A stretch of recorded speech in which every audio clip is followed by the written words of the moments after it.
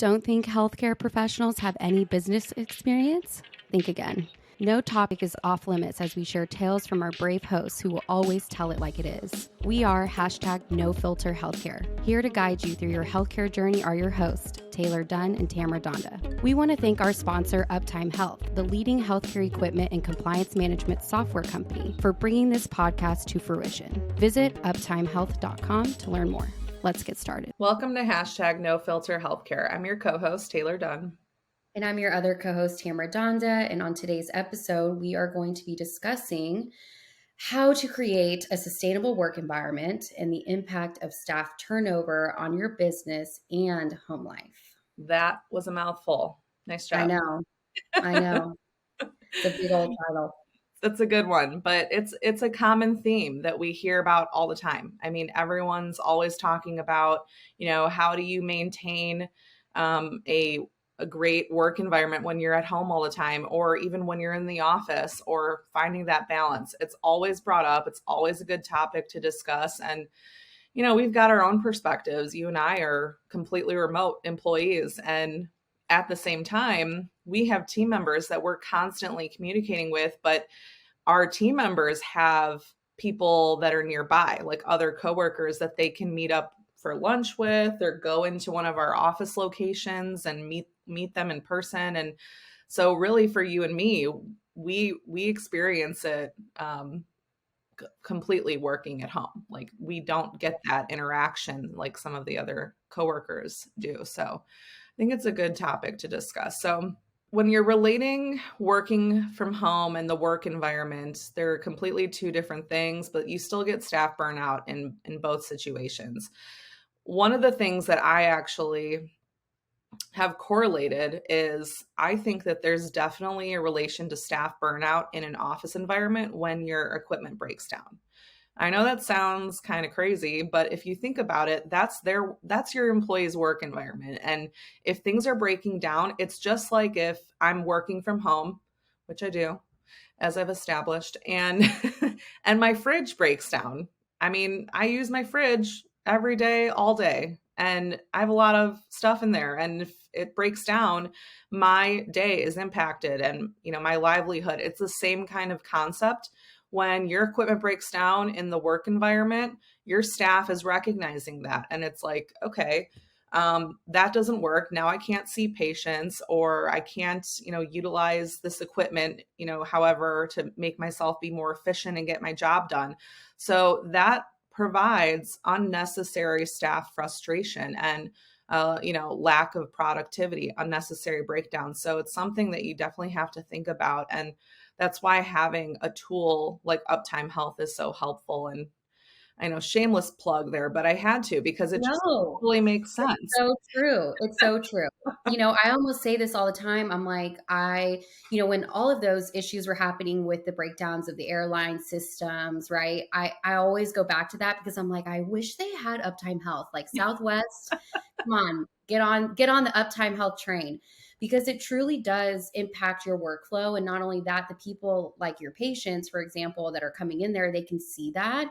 And so it's almost like a ripple effect, right? So your employees are upset, and then sometimes they don't mean to come off upset, but they are, because they're stressed. And so the patient will feel that too. So, productivity and just making sure that you have the right equipment working at the right time is so important. And we know, like between you and me, how even your laptop can break down and like stop charging, and then you're just like, we work from home. So we're like, okay, well, we have no office. Like, what are we supposed to do now?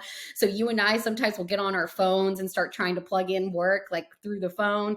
So it's really just so important to just step back and say, okay, what for my work environment is super important to me? And like, how can I make sure that those devices are taken care of? So for me, I've been like running great systems on my computer to make sure it's like bug free, and, unplugging when I'm not needing the plug on my computer, because I know you can overcharge a computer. So, there's certain things that you can kind of implement into your workflow to make sure that these devices that you use every day, don't lead to that frustration. So definitely a major issue. It relates.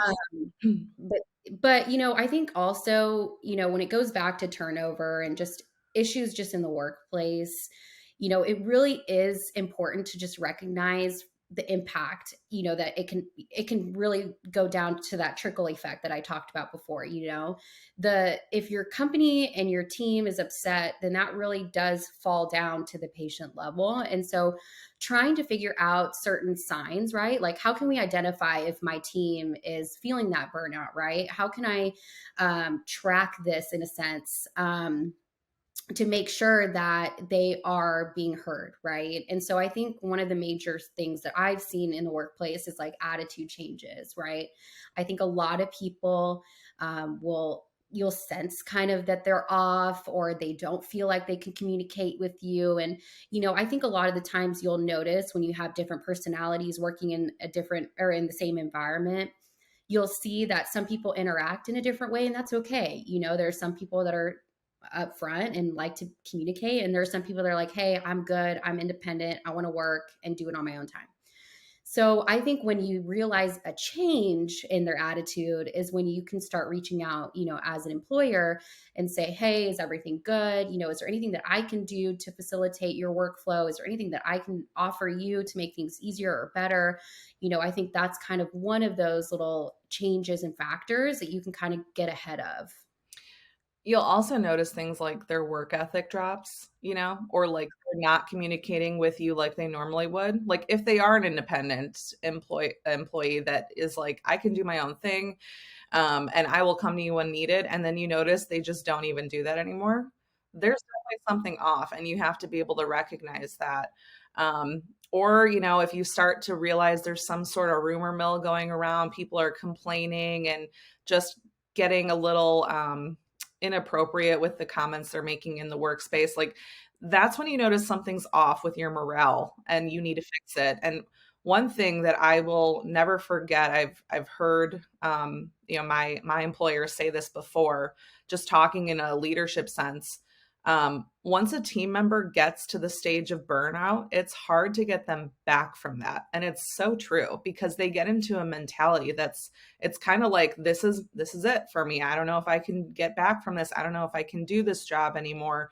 I don't feel supported. So recognizing the signs early, getting ahead of it, and feeling like you have some sense of control to get that staff member back to where they were. So ways to get ahead of this and improve the work environment, reduce the staff turnover by providing flexible work schedules. Now, that's not always going to be something you can offer depending on your work environment. But if you have the opportunity, definitely try and offer it. People will work harder for you. I have moments where I have to take a day, maybe I've got doctor's appointments or something like that.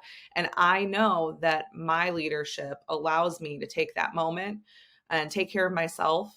And I know that when I get back, because I know I have the support and that capability to just take the moment in the day to, do things I need to, on a personal level, I come back and I'm like, okay, I have the responsibility now to catch up, get back to, what I need to do. And I work even harder because I feel supported and I feel like they understand my needs. So I just feel like that's something that people need to recognize is actually really important, just letting them have that kind of freedom. And I know it's not like I said, it's not the solution 100%, but it's something to definitely consider.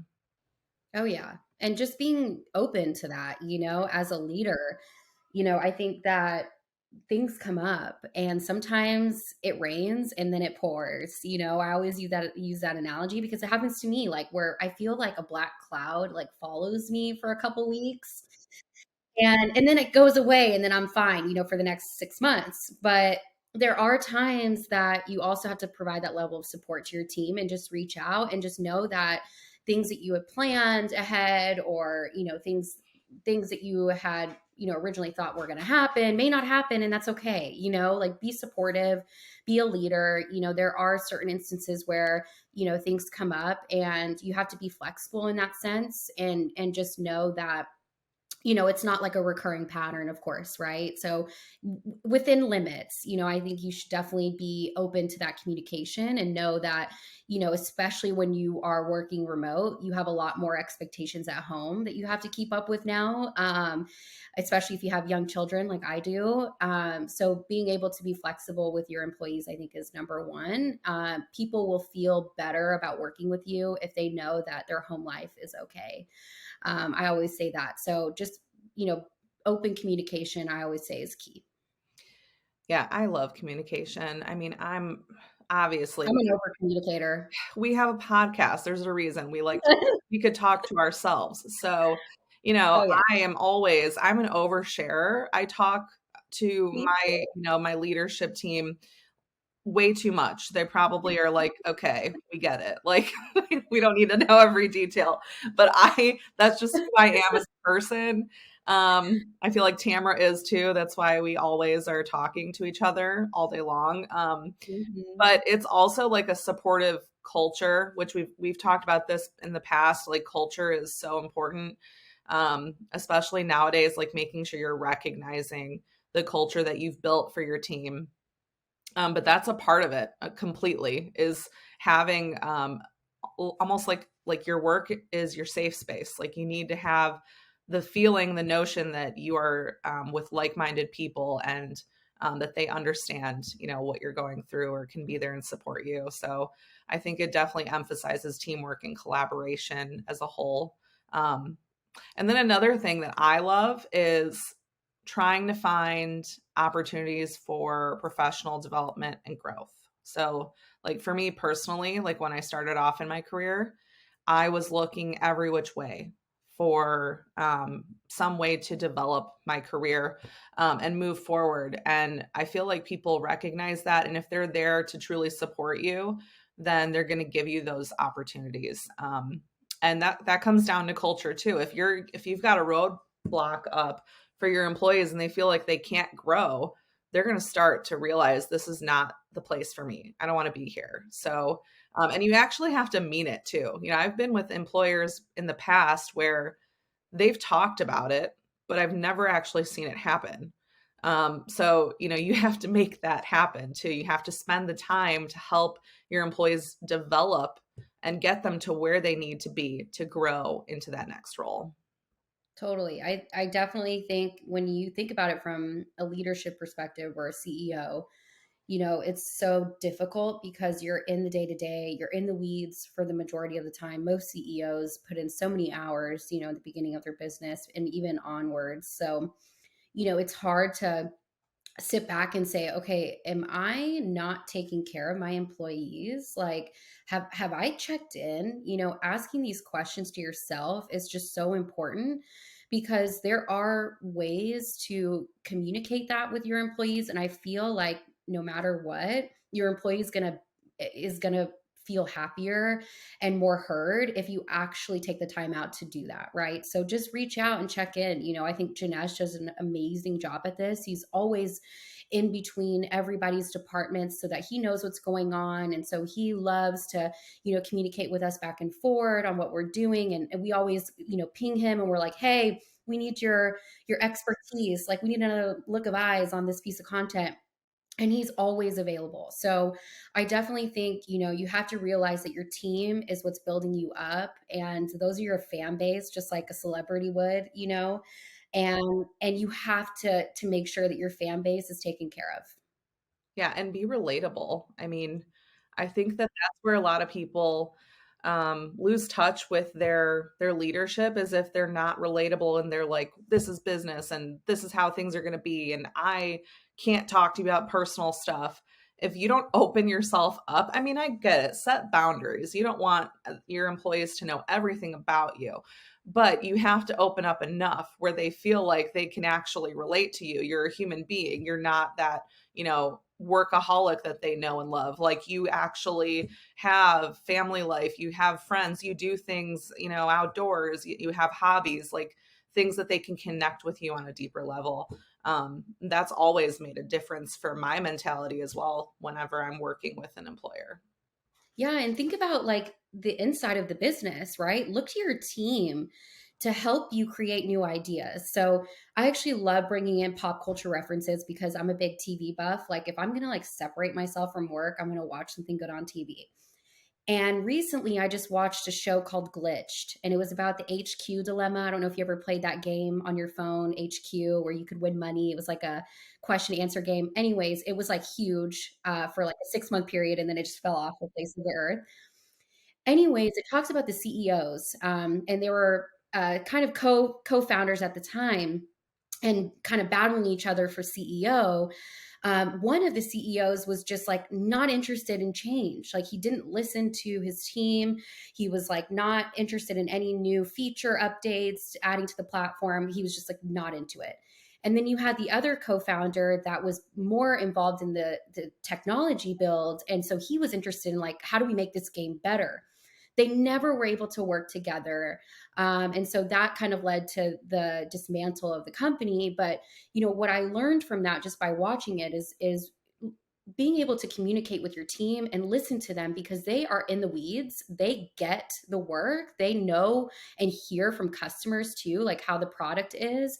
Learn from them, right? Ask them the questions like, am I offering the right services? Like, do you guys have any updates? Like, is there anything going on that you think that we should add to the platform? Our team does a great job of that because operations team at Uptime Health does that often, where they're asking, the development, and they're working alongside them saying, hey, like our customers are saying this is a potential feature. And then they can tell the development like, hey, maybe we should add this in, and I think that's super, super important. We've talked about this multiple times on many different podcasts, but connect your departments and let them communicate to each other. Yeah, you're creating that environment for team building and everything like that, and a sense of community. And, you're connecting people that are working from home like us, who are, Oh yeah. lone wolves over here in Chicago by myself. And, I get Mhm. to actually spend time talking to my colleagues. So, but speaking of like team building activities and events, another thing that I think is helpful is we have like a staff offsite meeting.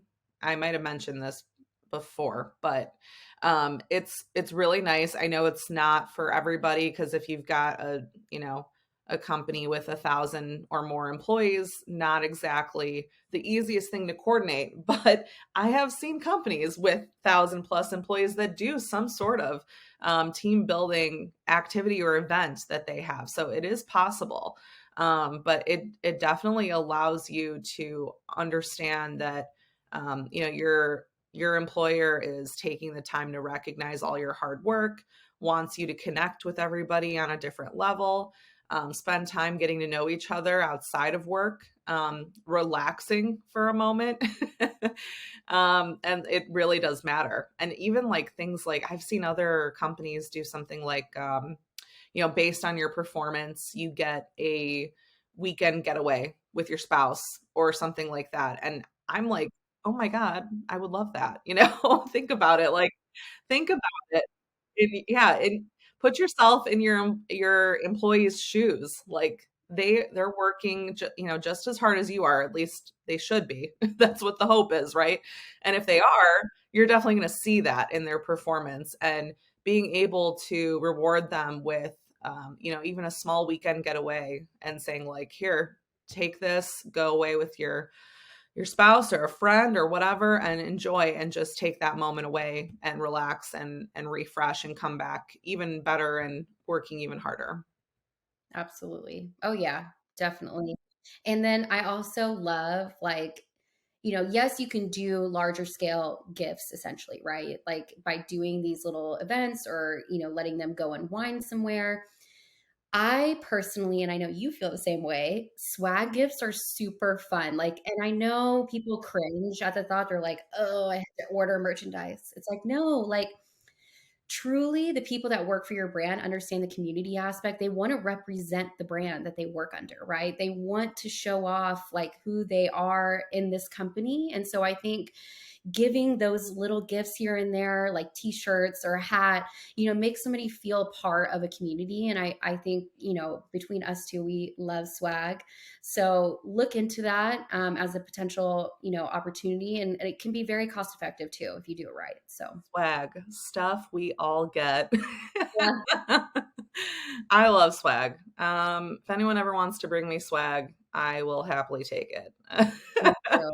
Me too. I have way too much swag from conferences, but I'm totally that person that like will see swag and I'm like, ooh, is that for me? It's shiny and pretty. I want it. But then you recognize it too. So it's great Yeah. for marketing, right? So just know that if you bulk order for your team and for people outside of your team, you can always do that too. And everybody feels special. And think about it. If I'm on a call with a client or a partner and I've got my company swag on me, like even drinking out of a coffee mug that's got my logo on it, like I just look really cool. That's, Yeah. a fact. So, Definitely. But it can really boost the morale of your team. If you're feeling like everybody's being overworked, let's say you had like a huge product launch or a huge release that everybody's kind of had their hands on, you can feel that everybody's just kind of chugging their way to Friday. Think about an opportunity to send them something, even as small as a coffee mug. Just let them know that you appreciate their hard work. These are your fan base. Take care of them so that they continue to boost the rest of the morale of the team. yeah, but I have to say, make sure the swag is worth it because Oh I've yeah, also like I'm not gonna I, I want my husband, for example. I'm not gonna say the company he works for. Hopefully they're not ever listening, but we're not in healthcare, so I think we're good. But he cracks me up because he works for a large corporation that has been around for many years. And he comes home with like a little like sample of something and he's like, "Yeah, they gave this to us today." And I'm like, "Oh, sweet." Like he's like, "Yeah, this is well, this will be the only thing we get for like 6 months." So, I mean, that kind of stuff is almost laughable because it's like I think they just had extras and they passed out stuff. So you just want to, be thoughtful in your swag. If you're going to do it, just do it right. That's all I have to say. and okay, that brings up a whole other topic. All of these companies are doing these pizza parties for people for their year-long, span of work at the company, and I'm just like, "Oh my God." I'm like, compensate people, give them bonuses, try to move them up in the roles. Like, think those are ways that you can really help your team feel heard is by doing those things. Skip the pizza party. Nobody cares about a pizza party. Sorry, but they don't. Do what is necessary for your company and try to figure out where the roles can be adjusted, right? And ask them too. I recently just did this for another company. I was like, hey, you have two people that are under you that aren't doing the right role. They're not in the right role that they like to be. And it was funny because both of them wanted to switch. They were like, I want her job. And the other one was like, I want her job. I was like, how do you not know this? Like, you're the CEO. Come on. So he ended up making the switch and they've been happier ever since. And that's all it took. It didn't take a pay raise. It didn't take, anything crazy within the company. It was just a role switch. And yeah, that was it. Well, I mean, I would also like a pizza party, but more compensation is always great. So I mean, pizza, compensation. I know, right? Still You have needs to to kind be of, more. weigh them out. But so the last thing I want to say about this, I feel like we've kind of covered everything we possibly can, but I really think it makes a difference when team members encourage each other. It doesn't even have to do with the leadership at all. It's just back to the culture of the company and knowing that your peers, your colleagues, they're there to support your successes too. I think that's major. I feel like every time one of our employees, has a win in any way, even like the small ways, but that they've been working really hard and it does make a difference, to give them like a shout out and make them feel special and excited for them. And I don't know, it just, you then realize that they will reciprocate those reactions for you as well. And they will celebrate you in return when it's your turn for that. So I don't know, take a moment and recognize your team members. And I mean, just even like a high five, A sometimes you just virtual need a 5. high five. I'm always virtually high fiving. That's my thing. I don't know, but anyway, well, I really loved this episode. I thought it just, it harps on a topic that's so huge and it's never going to go away, unfortunately. But everyone's always trying to look for ways to improve. And some of these are obvious, but sometimes you just need to hear it. So we really appreciate everyone listening to today's episode. To learn more about our sponsor, Uptime Health, visit uptimehealth.com. Don't forget to subscribe to our podcast or comment below if you have any questions for us or suggestions for topics that you'd like to hear us cover. Thank you.